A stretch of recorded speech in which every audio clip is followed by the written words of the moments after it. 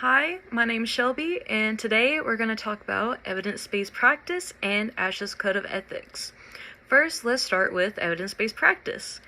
Evidence-based practice, or EBP for short, is made up of three components: clinical expertise or expert opinion, evidence, and client/caregiver perspectives. So the first component, clinical expertise or expert opinion, that refers to the knowledge, judgment, and critical thinking skills that we as SLPs gain through our experiences in grad school, as well as experiences that we have out in the field. The second component, evidence, refers to evidence that is internal or external. So evidence that is external is knowledge that we gain from scientific literature.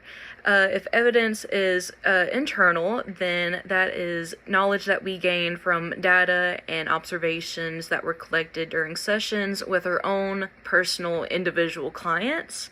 And the last component, client/caregiver perspectives, that refers to the personal and cultural circumstances, values, priorities, and expectations that is unique to your client and their caregiver. Considering all aspects of EBP is essential when it comes to making informed, evidence-based decisions. If you consider all three aspects of EBP, then you'll be able to provide professional services that reflect the client's and the caregiver's interests, needs, and values. Now let's talk about ASHA's Code of Ethics. The Code of Ethics is made up of 4 principles, and under each principle are several rules that we as SLPs must follow.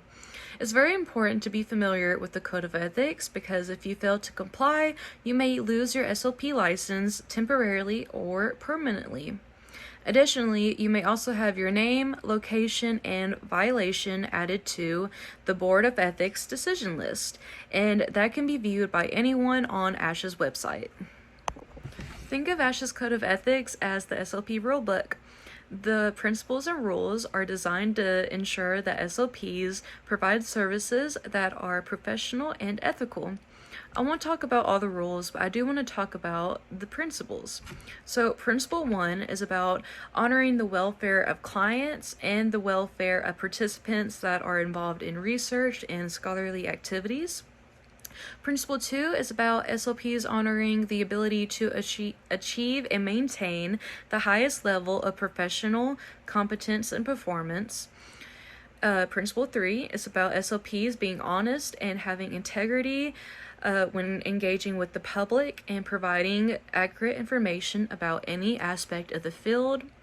And lastly, Principle 4 is about SLPs upholding the dignity and autonomy of the professions, maintaining professional relationships that are collaborative and harmonious, and accepting the profession's self-imposed standards, which would be the ASHA's Code of Ethics.